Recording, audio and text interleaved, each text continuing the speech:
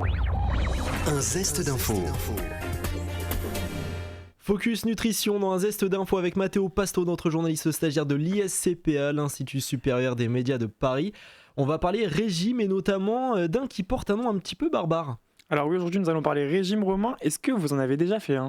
Alors moi non, j'essaie au maximum d'allier sport et nutrition. Moi après, je vous cache pas que par moments c'est un peu compliqué quoi. Mais Ça c'est sûr. Pour nos auditeurs désireux de perdre du poids, il existe un régime de plus en plus répandu, le régime cétogène. Mais qu'est-ce réellement ? Est-ce néfaste pour la santé ? Est-il recommandé par les professionnels ? Marie-Laure Bougel, diététicienne nutritionniste, va nous donner son point de vue sur la question. On l'écoute.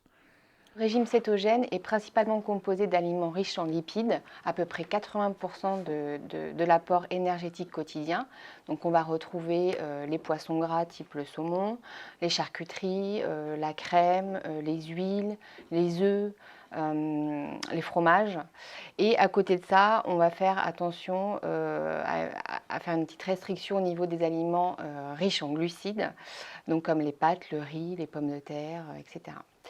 Donc on va accompagner de légumes, plutôt de légumes verts. Pourquoi ? Parce qu'ils sont moins riches en glucides, donc comme la roquette, les haricots verts, les brocolis, les avocats.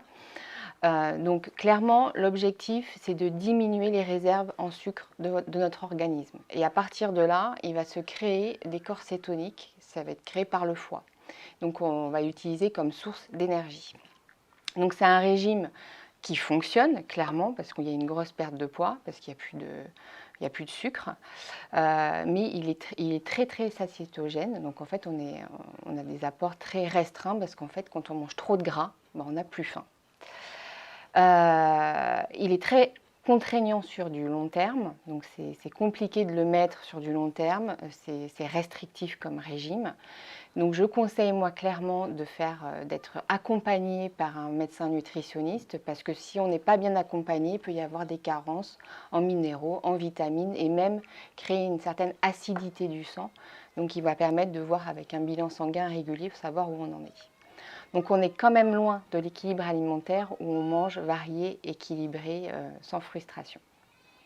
C'était Marie-Laure Bougel, nutritionniste. alors Matteo, est-ce que vous avez d'autres types de régimes fréquemment suivis ?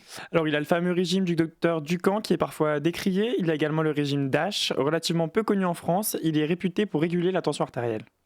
Charlotte Brich en plateau, est-ce que vous avez déjà suivi un régime ? Non, jamais, mais je sais que mon père en a déjà pas mal fait, comme le régime du camp, mais c'est vrai que ça a pas trop fonctionné, mais bon. Ouais. C'est le souci des régimes, il faut être assidu. Merci beaucoup Matteo Pasto, dites-nous sur les réseaux sociaux #1zestdinfo si vous avez déjà suivi un régime. Vous pouvez retrouver cette chronique sur notre site et notre application Radio Sensation.